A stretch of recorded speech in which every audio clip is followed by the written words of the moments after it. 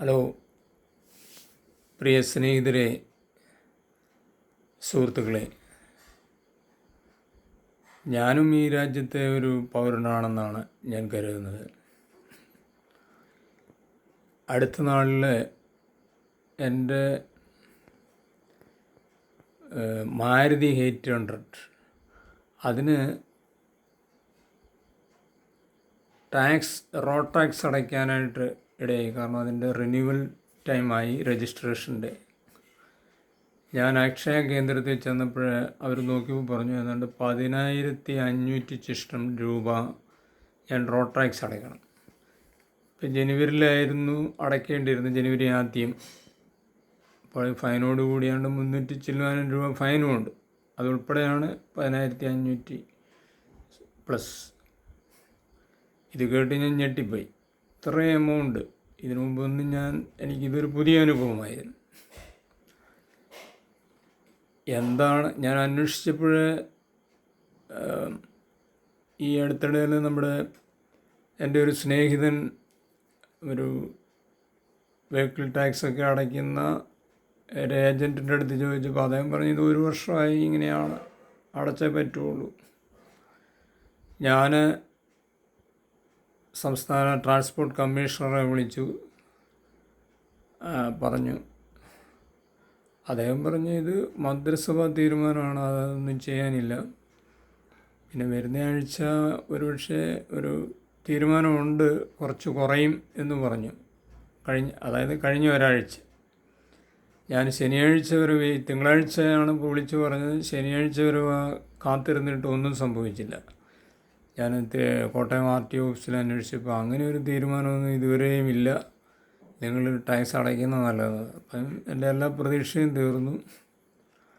ഞാൻ അക്ഷയയിൽ കഴിഞ്ഞ തിങ്കളിന് ഞാൻ പോയി പറഞ്ഞു ഇത് ടാക്സ് അടയ്ക്കാം, അല്ലാതെ നിവൃത്തിയില്ലല്ലോ.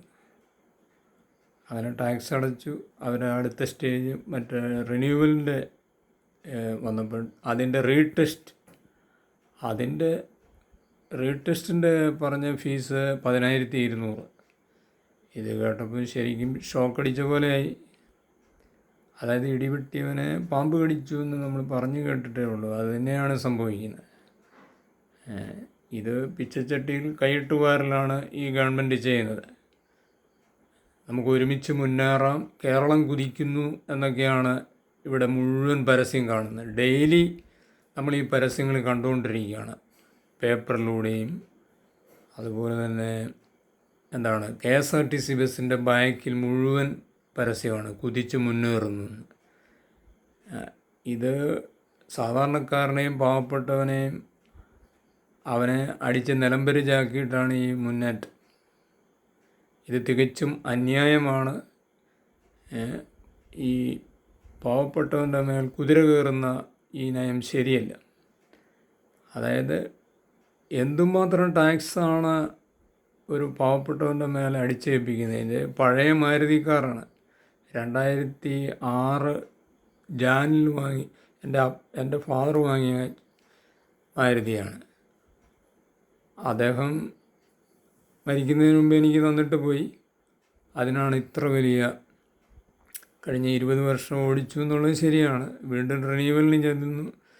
അപ്പോൾ ഇത്രമാത്രം ഒരു പൗരൻ്റെ മേൽ കടന്നാക്രമണം ചെയ്യണോ? ഇതെന്താണ്?